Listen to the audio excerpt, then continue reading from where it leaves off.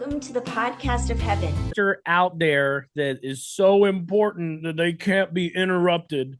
Like, oh, I'm going to give a message. Oh, if I'm interrupted, it is ruined.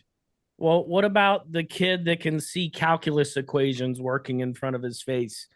And I'm sorry he interrupted your fast food analogy for First Peter 5:7 that you do every year. So sorry. So sorry. Tahni, Michael's our comic relief, if you didn't know. Yeah. I got to tell you a little story. Yeah.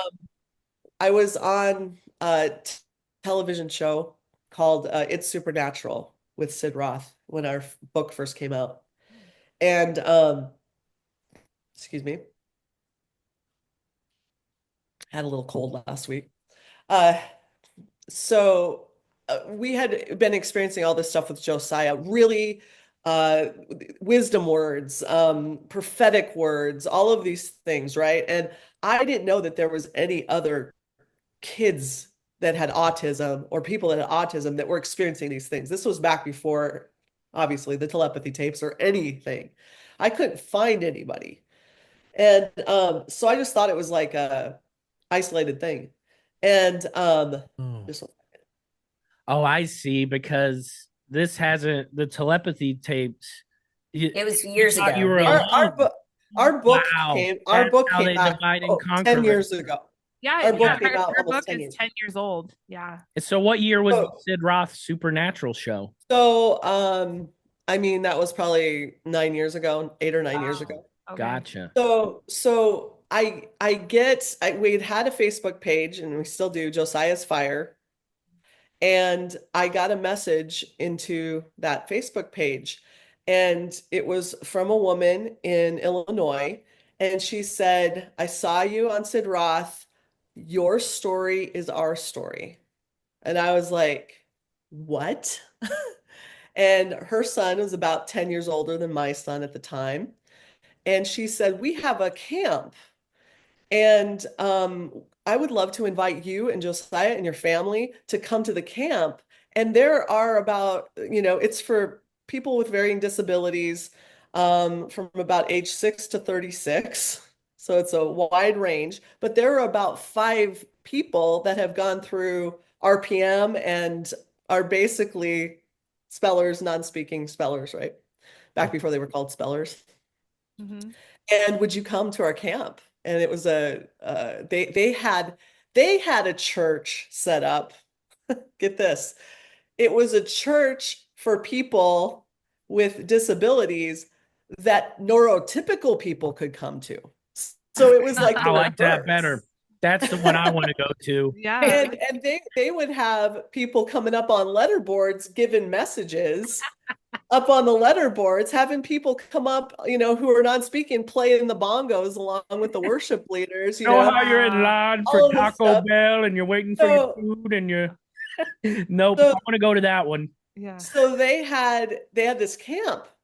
So we went to this camp, and what I was seeing was like, oh my goodness, this is wild, because obviously there was every kind of sound and noise and chaos, but I would call it like chaotic, chaos and order. It was like this beautiful picture I love that.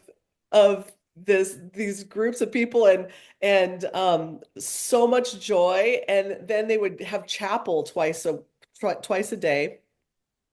And it was like they would have one young man come up, and he was speaking, but he was just learning how to read out loud. And they would have him read the Bible passage.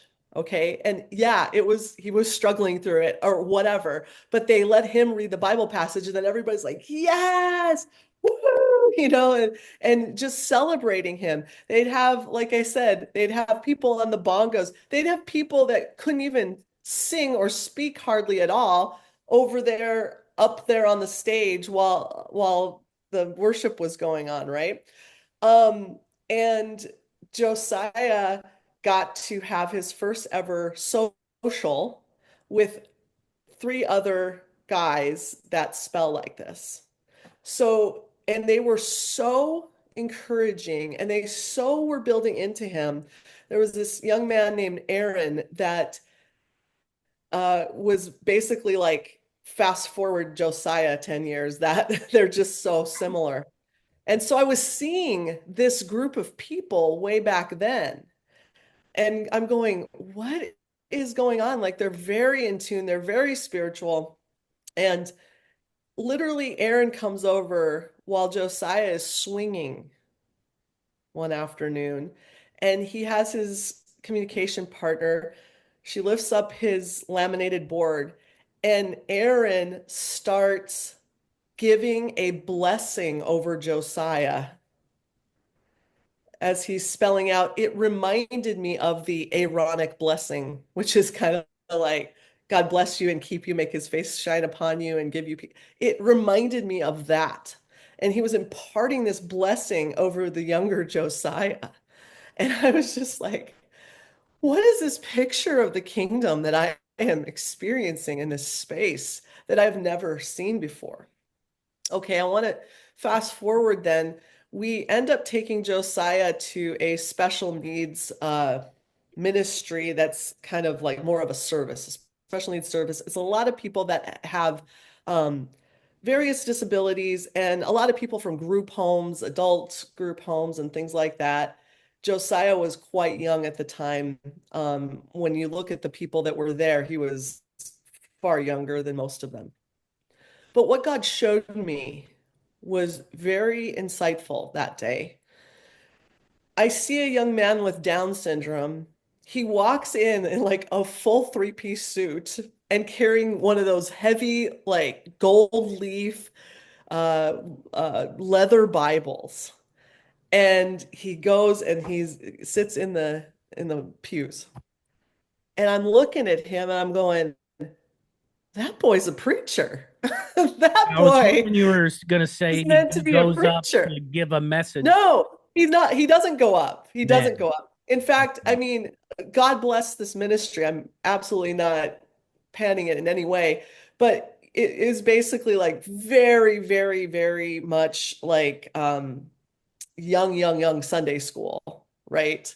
And I'm looking around going, these people have a desire and a purity to worship God, and like they need to be like let loose, right?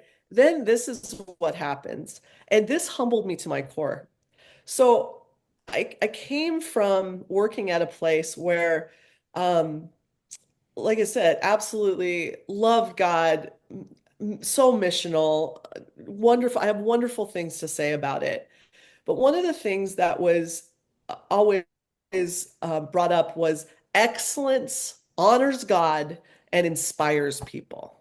And so this idea to look excellent and sound excellent and perform excellent was, and for a while I was the communications director, and so like excellent marketing, excellent. And this is what happened. There were a couple of people up there leading worship. And as you walked in, you could grab like a maraca. They had like different things that you could grab as you were in the audience if you wanted to add in and participate in worship. There was this young woman. I don't know if she had a deformity or if she was in an accident or what, but half of her head, her skull was like caved in. Oh. So it's like she was almost like missing half of her skull. She had grabbed a ukulele on the way in. They go up and start worshiping. This is what she does. She picks up that ukulele, which she cannot do any of this. She goes up onto the stage, faces the audience, closes her eyes, lifts up her head to the skies, and just puts that ukulele up over her head. And just, she can't speak. She just worships. And I was watching her and tears started flooding my eyes because I was like, she's leading worship. That's leading worship. God forgive me that I need it to like be as good as what I hear on the radio. Yeah. You know? Yeah. for me to engage, because to see her engaging with the Lord, she cannot speak, she cannot play an instrument, but she's just lifting that up to the Lord and giving her sacrifice of praise. Yeah. That is true worship. Yes, and that is excellent.